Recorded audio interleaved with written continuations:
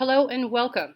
This is the Department of Small and Local Business Development's Meet DOEE series. This is a series where we are meeting the 12 divisions of the DC Department of Energy and the Environment. And today we are incredibly excited to have the Air Quality Division. And so without further ado, I'm going to turn things over to Steve Hours to take us through our presentation. Hello, I'm Steve Hours. I'm the Chief of the Air Quality Permitting Branch within the DOEE's air program. And I'll be presenting about what the air quality program does, especially with respect to businesses. And I'll have also as a guest speaker on our asbestos program, Ralph Knatt, who is our Senior Asbestos Program Specialist. So we'll hear from him shortly. So I'll start out here. Let's see if my slide moves forward here. Okay, so the first thing to talk about here is that we have a number of common sources of air pollution in the district, and the air program tries in different ways to address all of them. There's different limitations on how we address those different things, but you can see some examples of some of the air pollution sources we have. Obviously, a lot of vehicle traffic, engine idling and construction traffic, construction dust. We have some stationary sources like in like asphalt plants and that sort of thing in the district, concrete plants. And then we have stationary sources like emergency generators that are much more broadly spread out throughout the district. That would include things also like boilers. I'll talk a little bit about the structure of the air quality program here. You'll see that it's kind of all a related net of how we address air quality to achieve the goal of achieving attainment with the National Ambient Air Quality Standards, and we also try to address environmental justice concerns. So the first thing that we kind of start with, and you'll see I have highlighted a couple of sections in red. Those are the sections of the process that are more involved with businesses. But we start out from the bottom of this circle with ambient monitoring. We have a program that has various monitoring stations in the district to test what our air pollution levels are in the district, and to kind of give us priority on what we should be focusing on to improve air quality. We also do emissions inventories to some extent You cannot hear them? I can hear them, but not here. Can you not hear? I'm hearing Ralph. Hi, we're able to hear generally. I think Ralph is working on some pieces on his side. Okay, very good. Okay, my apologies. So ambient air quality monitoring, we test the air. Emissions inventory, we evaluate the different air pollution sources that we have in the district. That involves things like stationary sources, like we talked about, industrial sources, that sort of thing, commercial sources. We also look at things like vehicle emissions and other things like railroads or other things. We also look at emissions coming in from outside of the district. That's a very large percentage of what we have as far as air pollution in the district is stuff that doesn't even originate here. Then we have a program that does planning. The planning program basically evaluates how do we address these issues that we have, and they develop regulations. And then the permitting program, that's the program that I oversee. Our program basically gives stationary sources in particular permits which have basically a set of directions in them on what they need to do to comply with the air quality regulations that are in the district. Then, of course, we have a compliance and enforcement program that uses the permits as well as the regulations directly to enforce the regulations. And so as we develop the regulations and enforce the regulations, then we continue monitoring and see where we still need to improve. What do we regulate? The key things that we do a lot of permitting for are things like boilers, generators, asbestos abatement, paint booths, parts washers, anything that emits air pollution. We do those. Engine idling is not a permitting issue, and as is sometimes fugitive dust. But those are things that we regulate through an enforcement program. For permitting, our basic requirement is effectively, if you emit air pollution or you're planning to emit air pollution from a stationary source, you need to get a permit before you install that equipment. And that permit will continue on, needing to be renewed from time to time, throughout the time that you own and operate that equipment at the site. And so there is one exception written into the rules, and it basically covers boilers, smaller boilers, less than 5 million BTU per hour heat input. Note that it does not cover internal combustion engines like what you would see with an emergency generator. That any size of emergency generator, if a stationary generator, would require a permit. So typically, who applies for an air permit? We issue permits to owners or operators of equipment. Typically, very frequently, owners or operators, when they're having new equipment installed, they may have a construction company or an installer or something develop their permit application for them. But typically the owner or operator would actually be signing the application since they're the ultimate owners or operators of the equipment. I will note that we regularly provide consultations with potential applicants to help answer questions about how to apply. That's something to be aware of. But we do have some instructions on our website on how to apply. We have a lot of permit applications and that sort of thing. So I recommend that anybody who believes they need an air permit should go to this website, take a look at what we have.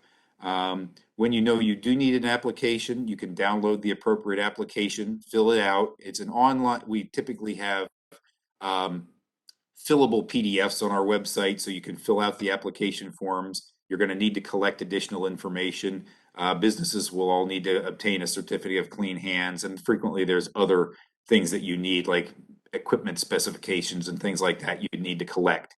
And then you go back to our website, and once you have all that stuff and have the application signed, you'll upload it to our online permit application system. It's a fairly easy system to upload.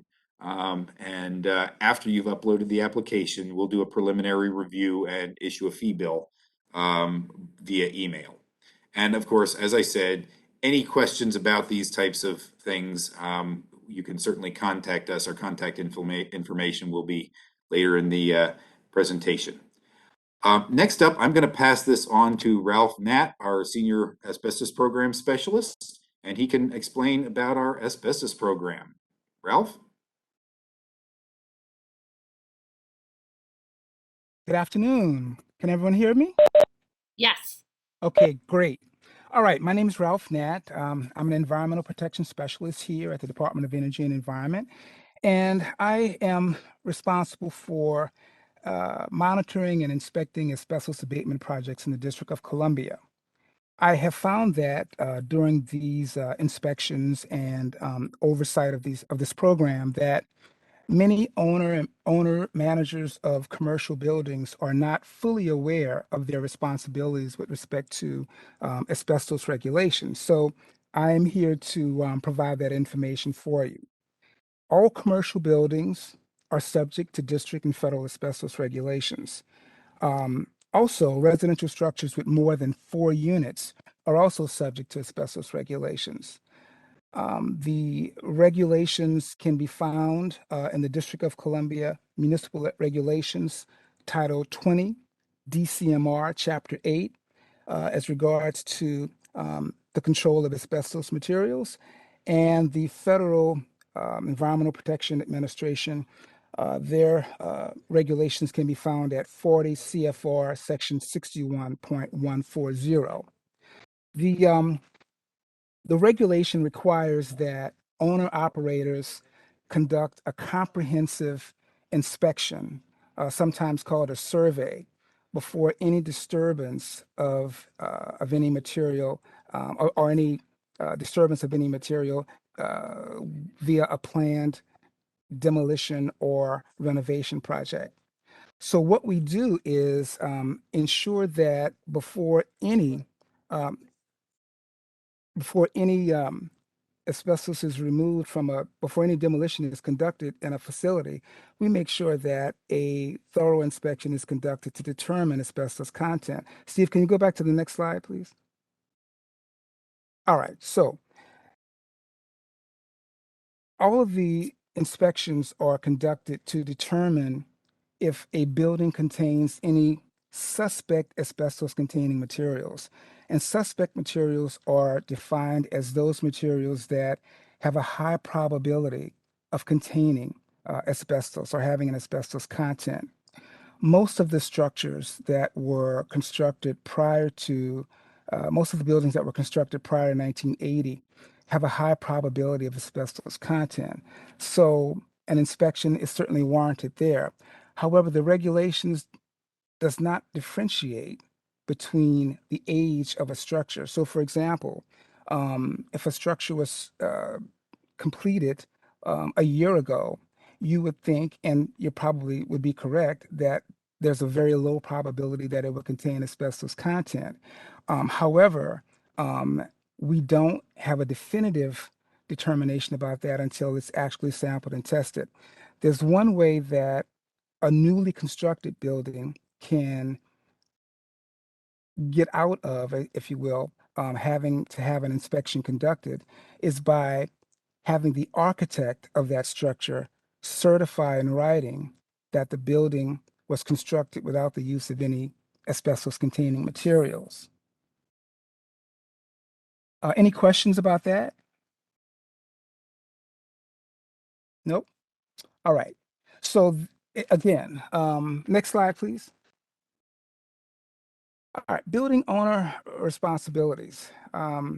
We've already talked about the survey requirements. So before any uh, demolition or renovation work is done, there has to be that survey to determine whether or not asbestos content exists.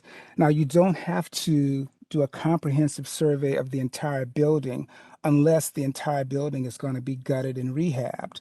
So, for example, if you have a 10-story commercial building, in DC and you only want to renovate one floor, let's say the seventh floor of that building, then that's the only floor where an inspection is required. So an inspector would go in, you'd hire a certified inspector. The inspector would take samples of all suspect materials. Those materials would then be forwarded to a laboratory for analysis. And if any of those materials are deemed positive for asbestos content, then that material would have to be abated or removed prior to any demolition or renovation work being conducted there. I'd like to go back to the previous list, Steve, if you don't mind, the previous slide. Okay, just wanted to give you an idea about what type of materials you can find in some of these buildings and where those materials can be located. Spray-it-on fireproofing and insulation are very common products that were components that were installed in buildings prior to 1980. You won't see them because they're usually behind walls and ceilings. So that certainly is something that would have to be accounted for by the inspector before a planned demolition. Also, pipe duct and boiler insulation is something that would normally be in a boiler room or a mechanical room and out of the sight of most individuals visiting a building. But that's also areas that have to be inspected and make a determination in terms of whether or not it should be abated or not. Wall and ceiling insulation, ceiling tiles, and associated mastic. The mastic, of course, is the glue that is utilized to adhere certain materials to substrates. Floor tiles, putties, caulks, and cements, roofing materials, seam sealants on pipes, ducts. All these materials can be found in older buildings as asbestos containing, so they would need to be abated prior to any demolition or renovation work taking place. The next slide, please. The regulation, next slide, please.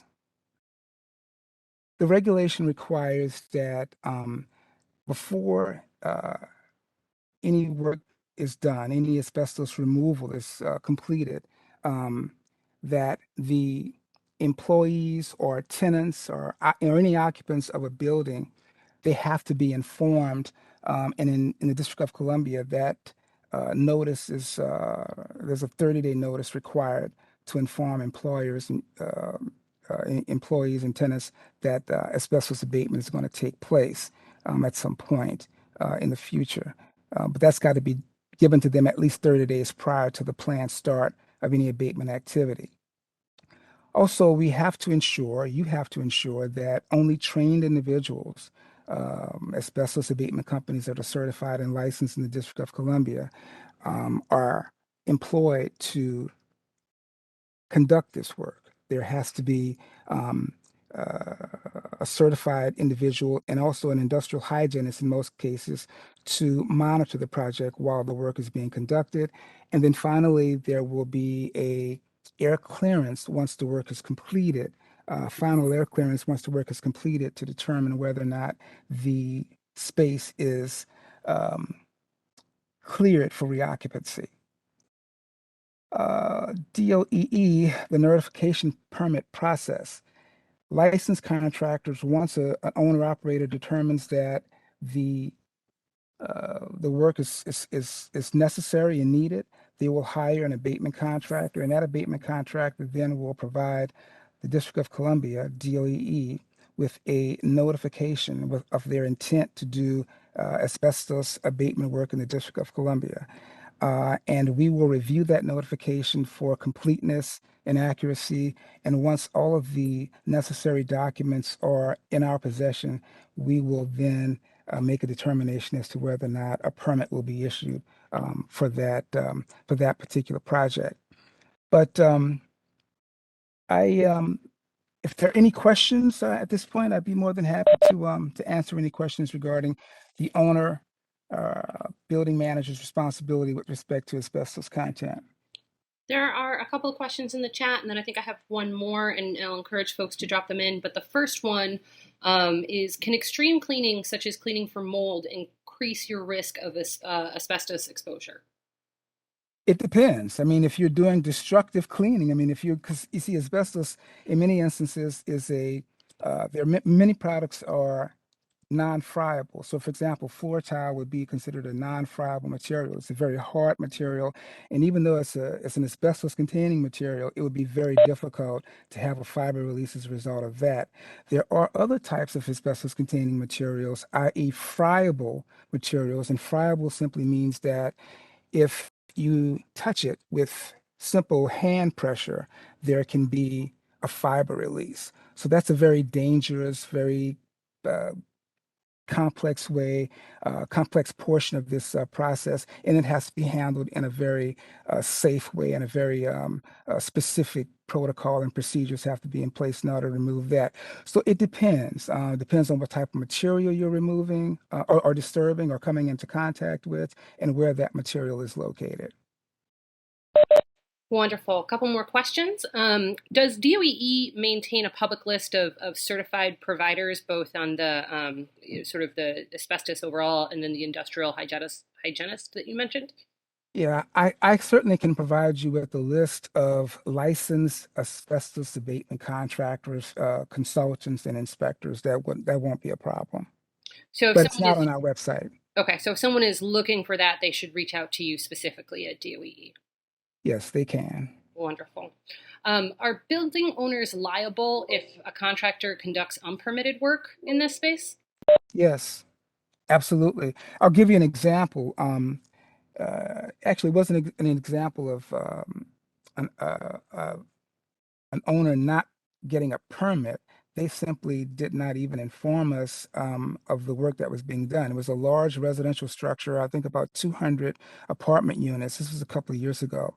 And the owners decided to do a significant renovation on many of the units in that building, and most of the units were occupied. They did not inform the Department of Energy and Environment, so we had absolutely no idea that this work was taking place. The building was constructed sometime in the 40s, so the probability that asbestos content was there was pretty high. And we got several complaints from some of the tenants because of the dust and the debris that was over the place. Some of them were concerned that, yeah, we may be exposed to asbestos. So I did an inspection, and sure enough, there was no notification to our office, which is required by law, by regulation. There was no asbestos abatement contractor or environmental consultant there to monitor any work that was being conducted. So obviously the tenants, the occupants of that building were in fact exposed to asbestos containing materials. Most of the materials that were disturbed were old plaster walls and ceilings that they were demoing to install some drywall in place in lieu of the plaster. So we stopped the work, of course. The tenants had to be relocated because it was really a very hazardous situation for them to be in, obviously. All of their belongings were contaminated with asbestos dust and debris. So the owner was given a significant fine by our office. They were also required to thoroughly clean the apartments of each of those tenants that were impacted by this work. And I think the tenants actually, some of the tenants actually commenced to file lawsuits against the owners. So I'm saying that to just give you a heads up in terms of be alert if you have a building that you are responsible for and you are managing, and that building, especially if that building was constructed prior to 1980, you really need to be careful about disturbing materials. Especially the list of suspect materials that I just showed you in the previous slide. Those are some of the more common materials that would be located in those buildings, and there has to be an inspection to determine whether or not that might be a problem if, in fact, demolition and renovation was planned. Next question. And thank you for that. That answer was full of a lot of information, a lot of possibilities for both harm and also financial liability, just really underscoring the importance of that.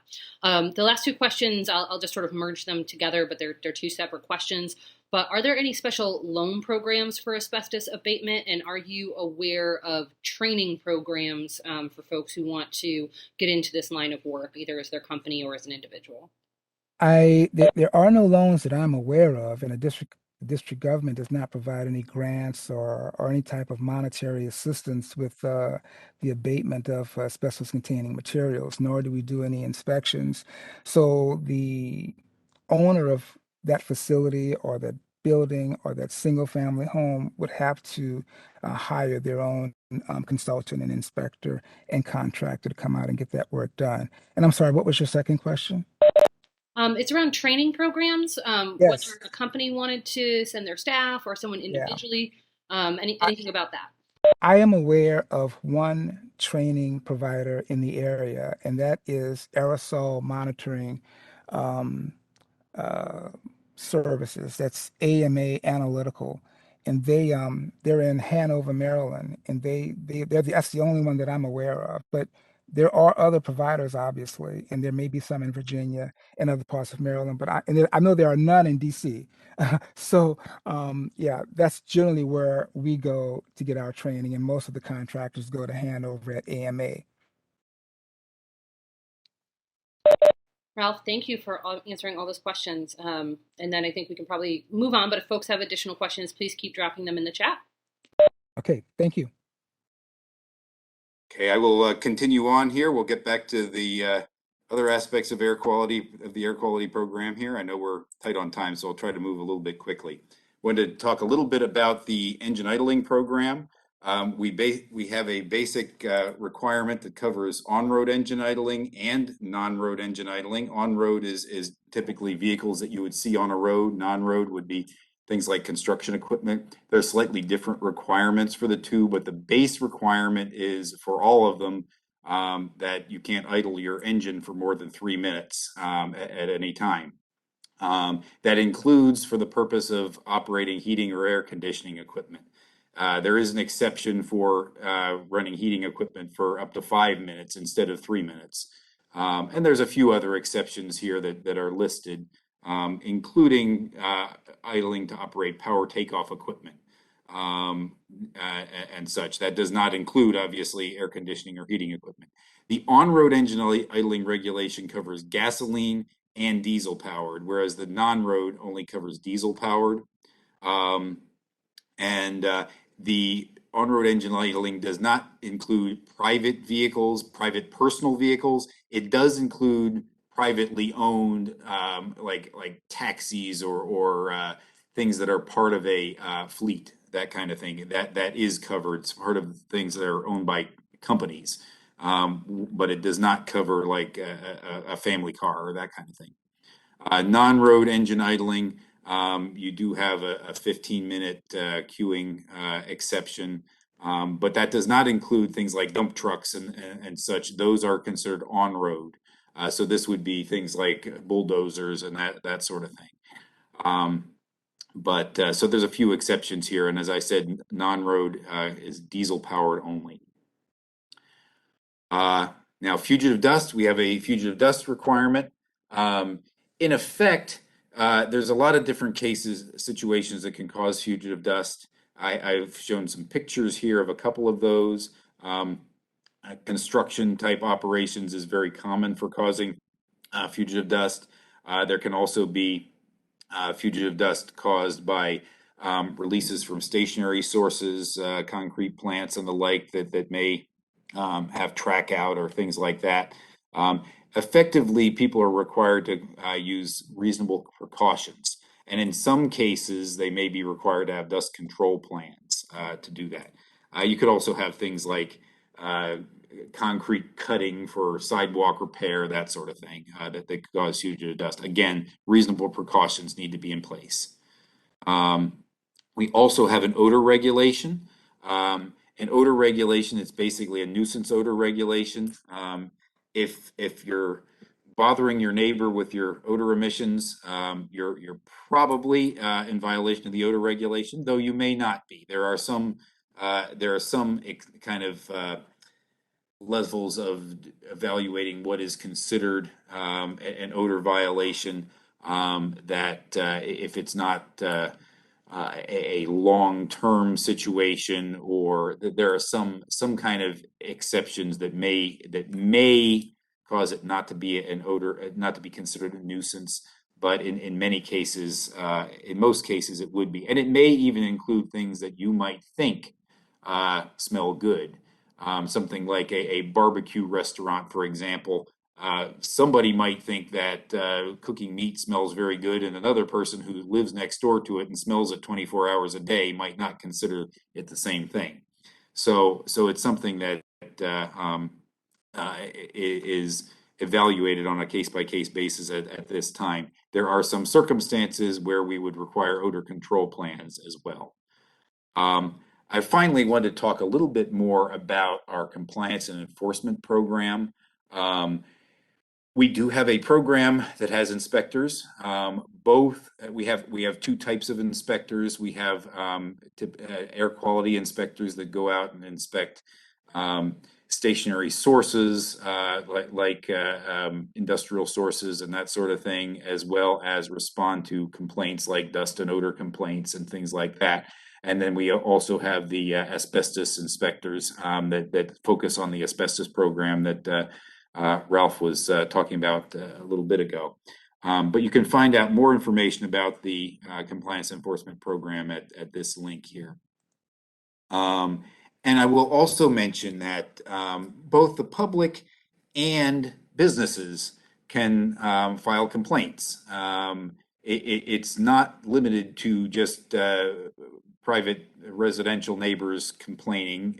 It may be very valid that your business is affected, or your employees are affected by some kind of air quality problem caused by another site in the neighborhood. So you can file complaints. We typically request that they be submitted through DC's 311 system. There's a link here to that.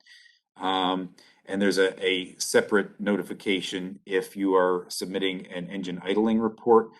We actually have a citizen enforcement program for the engine idling program, and you can actually collect certain information and submit it to this system, and it may very well be sufficient to take enforcement against the engine idling violator. So I've gone through this fairly quickly. Here is our contact information. You can see here that I'm here for the permitting information. Hannah Ashenafi is the chief of our compliance and enforcement branch. She's available to address compliance and enforcement questions that you might have. And Ralph Knatt, who's on here as well, is the appropriate contact for asbestos abatement issues.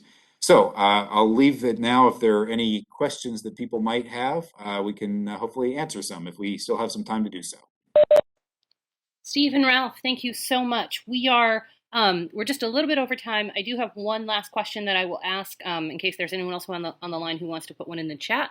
But to the extent that you are aware related to these different sets of regulations, do you know if there are specific CBE contracting opportunities that are related to these, either through DOEE or other spaces? Anything that you could speak to? Specific contracting opportunities, typically most of the contracting that would happen would be on the side of the applicants who are trying to, who need to comply with the regulations. So depending upon the circumstances, there may be opportunities for businesses to get work as consultants for air permitting or as asbestos contractors or anything like that, but it's not specifically, because it's not something that the district government is contracting out. Typically the CBE requirements are not in effect, but there are certainly opportunities out there. But usually those would be in the private sector for those businesses. I can't think of any other specific circumstances. Typically, we as a government agency don't hire very many people to do any of this type of equipment, nor do we host projects where people are searching for contractors or that sort of thing either. Wonderful. Thank you for that. There is one last question in the chat, and then we will wrap up. We talked a lot about, I think we talked a lot about outdoor air quality. There was a question, does anyone cover indoor air quality? And where would someone go to learn about that? So there is some limited indoor air quality requirements. Certainly the asbestos program is an indoor air quality program. There's also another program within DOEE that I suspect you'll hear about in a different presentation, our lead and healthy homes program, lead safe and healthy homes program. That program does deal with, they have a mold program within the program, and they also deal with lead in the homes.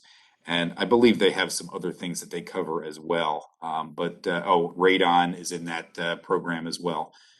So that would be a spot for another presentation. But there are some other programs that would cover indoor air quality. But primarily the air quality program is focused on outdoor air quality. Wonderful. Well, I just want to say thank you to Steve and thank you to Ralph for this presentation today that was full of really helpful information. This information is going to be available on the DSLBD YouTube once we get this up, and we'll be sending a copy of this deck as well as this recording to all registrants. Thank you so much. Thank you.